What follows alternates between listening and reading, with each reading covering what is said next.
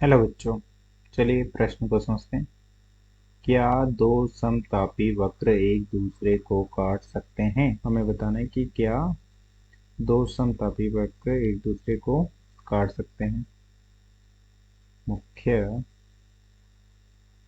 अवधारणा में हम देख सकते हैं कि आदर्श गैस समीकरण में को हम लिख सकते हैं पीवी बराबर एन आर टी, जहाँ निश्चित मात्रा के लिए n बराबर स्थिर हो जाएगा तो दाब P, V तथा T स्वतंत्र चर होते हैं तथा यदि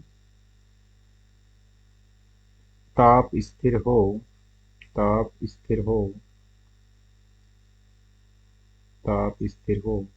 अर्थात T बराबर नियत हो तो इसे समतापी प्रक्रम कहते हैं तथा उसके लिए हो जाएगा PV बराबर, ये सब नियत हो जाएगा तो हम लिख सकते हैं PV बराबर नियत, जो कि समतापी प्रक्रम की अवस्था समीकरण है। PV बराबर नियत एक से जब हम दाब आयतन वक्र खींचते हैं तो हमें एक परवलय प्राप्त होता है। दाब आयतन के बीच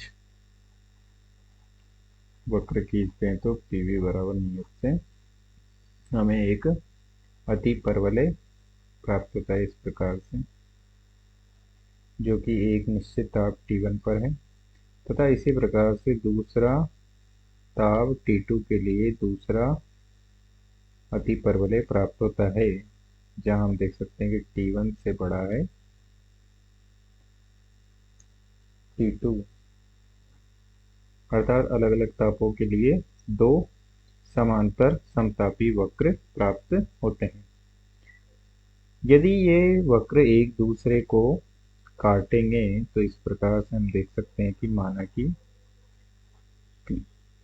दाब आयतन आरेख पर एक वक्र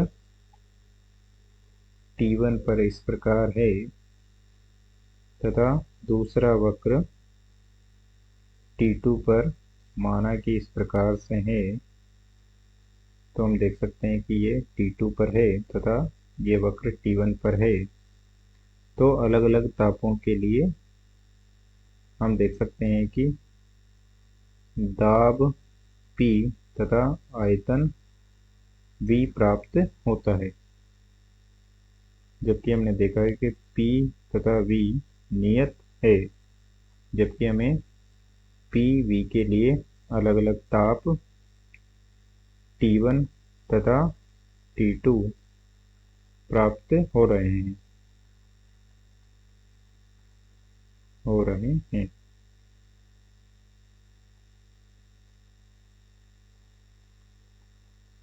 जो कि संभव नहीं है, असंभव है, क्योंकि PV बराबर तो नियत होना चाहिए था, जबकि P और V के समान मान के लिए T1 पर अलग मान प्राप्त होगा हमें और T2 पर अलग मान प्राप्त होगा, जबकि समतापी वक्र के लिए हमने देखा है कि PV का मान नियत प्राप्त होना चाहिए। अतः हम कह सकते हैं कि दो समतापी वक्र कभी भी एक दूसरे को नहीं काटते, वे एक दूसरे के समांतर होते हैं, इस प्रकार से। अतः दिए गए प्रश्न का सही उत्तर है दो समतापी वक्र एक दूसरे को कभी भी नहीं काटते हैं। आशा करते हैं आपको समझ में आया होगा। धन्यवाद।